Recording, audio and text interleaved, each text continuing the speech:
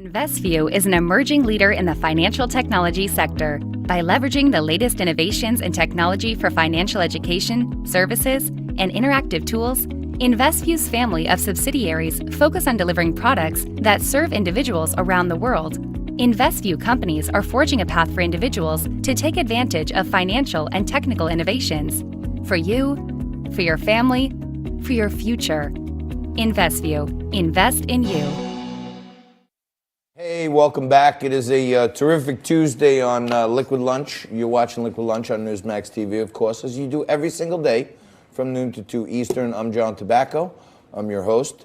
This is Frank Morano. For those of you just tuning in, he's my co-host and the managing editor. Makes the show look as pretty as it is and all the great guests and topics and everything. I just sit here and drink. That's right.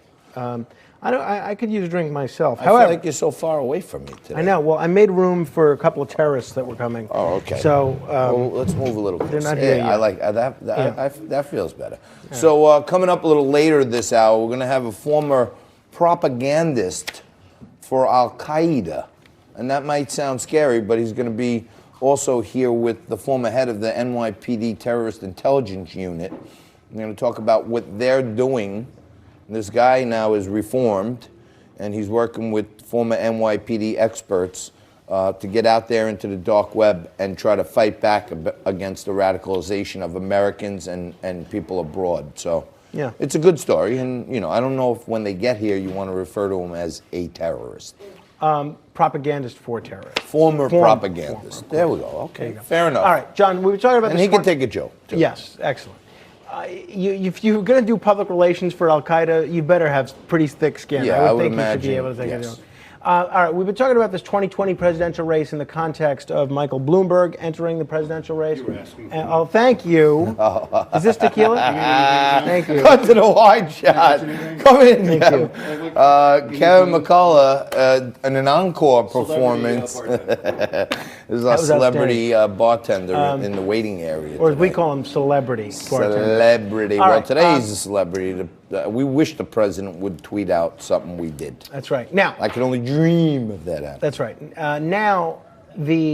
As I was saying, we've been talking about this presidential contest in the context of Mike Bloomberg jumping in the presidential race. Well, one guy that seems to be having a little bit more wind in his sails after Bloomberg entered the presidential race is Bernie Sanders. I've never seen this guy have so much energy, but he's fired up. The fact that he has another billionaire to beat up, now there are three billionaires running for president. Bernie seems pretty pleased. This was Bernie Sanders yesterday talking about how he's going to pay for his Medicare for All plan. What we will do is have a 4% tax on income, exempting the first $29,000. All right, good. You're better at arithmetic than I am, because what that means is if you are that average family in the middle who makes $60,000 a year, that means we're going to tax you on $31,000 at 4%. So understand, Bernie Sanders is being very honest right now. He's saying if everybody above the poverty level, not just the wealthy, everybody above the poverty level, including the middle class, you're going to get a tax increase in order to pay for Medicare for all. I don't know if that's a winning message among middle-class voters. We're going to raise your taxes and take away your private sector health care. I think that's going to be a tough message to sell. Can I tell you something? This is the truth. Give it a shot. I try to be fair and objective. I watch liberal news outlets and propagandist TV like Saturday Night Live. And they had a beautiful, really funny segment the other night where they talked about they had all these celebrities playing different candidates. They had Larry David playing Bernie, which he's done before. I don't know why the Democratic Party doesn't just get Larry David to run for president as Bernie. He had a great New York Times. He's funnier, he's more lively. He'd probably get elected, Larry David, as Bernie Sanders. He had a great New York Times op-ed this weekend, Larry David did, kind of mocking what a conversation would be like between the first family. But, well, it's an idea. But what do you think of his proposal? Well, Zelensky, the Ukrainian president, he was just playing a president on a comedy show. So maybe if Larry Sanders started playing Bernie on Curb Your Enthusiasm, he can get elected like that. as a parody candidate. It could be. No, I mean he's funny. He's way better than Bernie, and Bernie got a haircut finally, which is good news. But it's going to be interesting. So far for the December Democratic debate, 6 candidates have qualified, including Bernie, including Warren, and a couple other candidates have met a few of the criteria. But Bloomberg is not going to be on that debate stage. Are there any more white 75 and over folks who want to run for president? I'd love to see Gary Hart side? make a comeback. Yeah, I don't understand. I mean, how many 70, 80-year-olds, mid 70-year-olds can we have? Well, and the Democrats find somebody like, what's wrong with Tulsi Gabbard? Yeah. Well, that's other than she's, according to Hillary, a Russian agent. Hey, that's not something you want to be. All right, Joe Biden. I think Cicely Strong played Tulsi Gabbard on the debate the other night. She has a white streak in her hair. Funny. Yeah. Quite funny. Well, my white streak is real, unlike what some other people, have claimed. All right. My hair isn't real, but the white streaks in it That's right. are. All right. So Joe Biden, we've been talking about throughout the last couple of months. Kevin McCullough, for instance, when he walked in here before, he said, "Do I smell marijuana?" And this goes to show you how prevalent marijuana has become. Here in New York. Not only in New York, but in this studio. Yeah. And Biden, I'm serious. Biden took some heat for his comments about marijuana. He said he's not sure about legalization. He's against it. That's going to kill him with the young people. So a few minutes ago, he's in Las Vegas, Sin City. And Let's hear it. This is what you do in Vegas, right? He backed off these comments. Oh, he did? He's saying now... I'm out here smoking a bone. No. On second thought, it's not so bad. No, he's walking back his comments about marijuana being a gateway drug. During a call with Nevada reporters, he said he was wrong to suggest that cannabis is a gateway to harder drugs, and he claims he never made the claim. He said some pot was a gateway drug, and then added it's not a gateway drug, and there is no evidence he has seen to suggest that. So, totally turning around on this one. He can't keep one train of thought. He can't keep his teeth in his mouth. And if you want to talk about, his eyes were bleeding on CNN that night, but if he's smoking pot now in Nevada, his eyes are probably going to be bloodshot red at the next rally they have out there. I'll tell you that. Well, I'll tell you. So it looks like he could use something. So he was for the federal crime bill that threw. He wrote the bill. He wrote as the bill. Bernie would say, he wrote the damn bill. He wrote the damn bill. So he was for unfairly and disproportionately throwing minorities into jail. We can have a debate about whether it was crimes. fair or unfair. And now he's for pot. He's back. So Mike Bloomberg is against stop and frisk. For those of you keeping score at home, Mike Bloomberg is now against stop and frisk, and Joe Biden is for marijuana. We're seeing some drastic changes in the field. It would appear that way.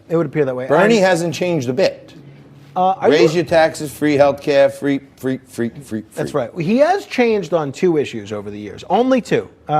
He has morphed a little bit on guns because he's from New York, but he represents Vermont, which is a rural state, and historically he's been a pretty big proponent of the Second Amendment. Yep. So now he's sort of shifted on that. The only other issue he's really shifted on is illegal immigration, because Bernie knew when he was a congressman and even when he was in the Senate that bringing in illegal alien cheap labor here to compete with American workers is going to drive American wages down.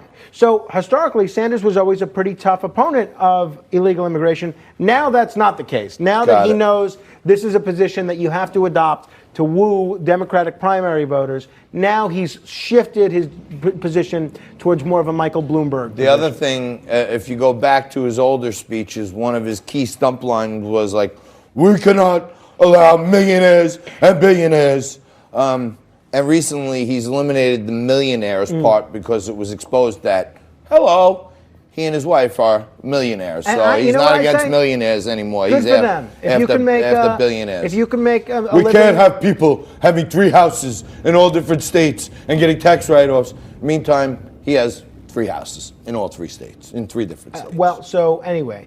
I'm just saying, there's so much hypocrisy on that side. It's crazy. All right. But Bernie leads in New Hampshire as of this morning. Well, there's a 4-way race in New Hampshire. It's pretty tight between Mayor Pete, Bernie Sanders, Elizabeth Warren, and Joe Biden. The four of them are all bunched up in a statistical tie. But I don't think we should pay attention to a lot of these polls because all of it's going to change after Iowa anyway. And after this $35 million ad blitz, it's not going to be a factor in New Hampshire. But nationally, there's no telling what that's going to do to where the candidates stand. Possible.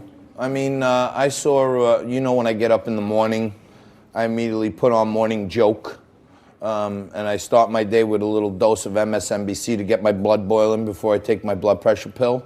And on the MSNBC Survey Monkey whatever poll, Bernie was in the lead in New Hampshire at 16. Elizabeth Warren was behind. Buttigieg was behind him at 15. Then you had Warren, and then you had Joe Biden last out of the top four. Yeah, well, again, I don't think we should read too much into these polls, even the scientific ones, but that sounds like a very unscientific poll. Personally. Well, anything on Morning Joe is unscientific. In fact, it's a science experiment because it's bizarro land. Well, no matter how clear something is, they can flip it in the opposite story. So you're right. Actually, if Morning Joe said Joe Biden's in fourth, then he's probably in first. All right. Here's another controversy that's making its way around the Beltway. You remember Conan the dog that we told you about yesterday, who was honored at the White House? Well, we don't know what gender this dog is, and the White House is apparently refusing to say. So we don't know what the gender. Well, maybe the dog is from New York. And under Bill de Blasio, you don't have to claim what gender you are. Maybe the dog is gender neutral. Maybe it's they. Maybe it's Zed. Maybe it's Zen. And what maybe it's I'll figure it out later because that's what you can be. Yeah. In the what happened was progressive world. White House pool reporter Hunter Walker joked that Conan was a very good boy, but then a White House official caused this issue when he corrected the report, stating that Conan was a very good girl. So we don't know if this is a boy or a girl, and at least today, Kellyanne Conway is refusing to say. We're going to come back with Jesse Morton and Mitch Silber to talk about what we're doing out there to de-radicalize kids or stop the radicalization, and we're going to investigate a little further onto what Conan's preferred pronouns are, and we'll come back to you on that right after this. Good dog.